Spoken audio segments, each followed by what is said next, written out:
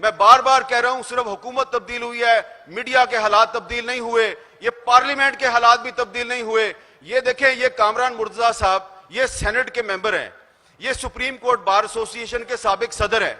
انہوں نے اور اعظم نذیر تارڑ صاحب نے مل کر ایک کوشش کی اور پارلیمنٹ کی جو کمیٹی ہے فار انفورس ڈسپیرینسز, جو لاپتہ افراد پہ کمیٹی ہے, اس کے مذاکرات کروائے جو انہوں نے کوئٹہ میں دھرنا دیا ہوا تھا, اور وہ دھرنا ختم کرایا.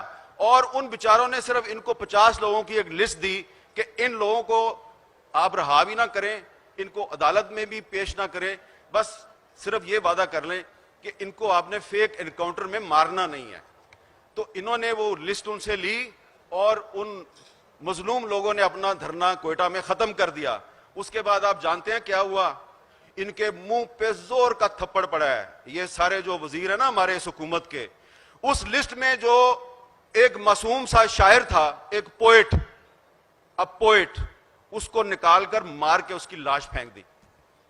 یہ انہوں نے, وہ کہتے ہیں جی ہم نے دہشت گرد مارا. آپ نے دہشت گرد نہیں مارا, آپ نے اعظم نذیر تارڑ اور رانا ثناء اللہ اور ان سب لوگ جو پارلیمانی کمیٹی میں, ان کے منہ پہ آپ نے زور کا تھپڑ مارا ہے. اور آپ کو شرم آنی چاہیے یہ تھپڑ مار کے کہ آپ کہتے ہیں یہ جو شاعر تھا یہ دہشت گرد تھا. دہشت گرد وہ ہے جو پاکستان کا آئین توڑتا ہے. چلے مان لیا کہ وہ دہشت گرد تھا, تو پھر آپ میں اور دہشت گرد میں فرق کیا ہے؟ دہشت گرد بھی پاکستان کا قانون توڑتا ہے, آپ بھی پاکستان کا قانون توڑتے ہیں. یہ بات ہم پاکستان کے میڈیا پہ نہیں کہہ سکتے. جب یہ بات منظور پشتین کہتا ہے تو کہتے ہیں یہ بھی دہشت گرد ہے. تو اگر یہ دہشت گرد ہے تو پھر آپ اور میں, ہم سارے ہی دہشت گرد ہیں.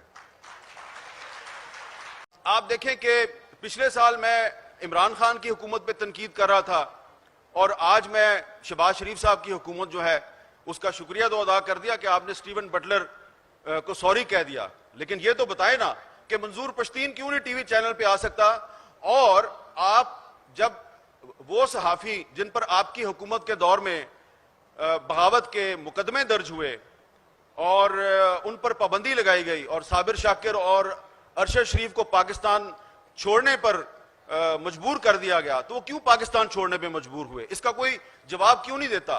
مریم اورنگزیب صاحبہ جو ہماری انفارمیشن منسٹر ہیں, وہ کہتی ہیں عمران ریاض تو جرنلسٹ ہی نہیں ہے. آپ کو سب کو پتا ہے کہ عمران ریاض جو ہے وہ میرا کتنا دشمن ہے, مجھ پہ کتنی تنقید کرتا ہے. لیکن میں یہ نہیں کہوں گا کہ مریم اورنگزیب اس کو اگر کہہ رہی ہیں کہ وہ جرنلسٹ نہیں ہے تو وہ صحیح کہہ رہی ہیں. یہ بات بالکل غلط ہے, کیونکہ جرنلسٹ جو ہے اس کا کوئی بھی ویو ہو سکتا ہے. لیکن چلیں آپ کہتی ہیں وہ پولیٹیکل ورکر ہے, تو پولیٹیکل ورکر پر بھی پابندی لگانا یہ کہاں کی جمہوریت ہے, یہ کہاں کی آزادی صحافت ہے؟ تو لہٰذا اس وقت پاکستان میں صرف حکومت تبدیل ہوئی ہے, حالات تبدیل نہیں ہوئے. پاکستان کا میڈیا عمران خان کے دور میں بھی غیر اعلانیہ سینسرشپ کا شکار تھا. پاکستان کا میڈیا شہباز شریف کے دور میں بھی غیر اعلانیہ سینسرشپ کا شکار ہے, اور اس پر آپ سب کو آواز بلند کرنی چاہیے.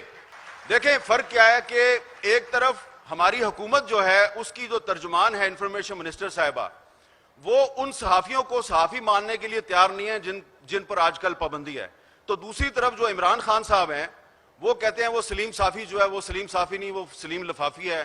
اور غریدہ فاروقی صاحبہ, ان کے بارے میں کتنی قابل اعتراض زبان استعمال کی. دونوں میں کوئی فرق نہیں ہے. یہ جو اس وقت حکمران اتحاد ہے, آپ دیکھیں یہ بھی وہی کام کر رہے ہیں جو پہلے عمران خان کر رہا تھا. تو اس لیے آسما جاگیر کانفرنس جو ہے, اس کے پلیٹ فارم سے ہم یہ مطالبہ کرتے ہیں کہ وہ پالیسیاں جن کی وجہ سے پاکستان کا میڈیا جو ہے وہ ورلڈ پریس فریڈم انڈیکس پہ مسلسل نیچے آ رہا تھا, آپ ان پالیسیوں کو ختم کریں. یہ مطالبہ ہم اس لیے کر رہے ہیں کہ آپ ان پالیسیوں کو آگے بڑھا رہے ہیں, اور آپ کو اس میں کوئی نہ ندامت ہے نہ شرم ہے, بلکہ آپ کہتے ہیں کہ ہمارے ملک میں تو پاکستان کا میڈیا آزاد ہو گیا ہے, عمران خان کے دور میں میڈیا آزاد نہیں تھا. ایک سوچی سمجھی سازش کے تحت فیک نیوز کو پاکستان کے میڈیا کی آزادی چھیننے کے لیے ایک ویپن کے طور پہ استعمال کیا جا رہا ہے.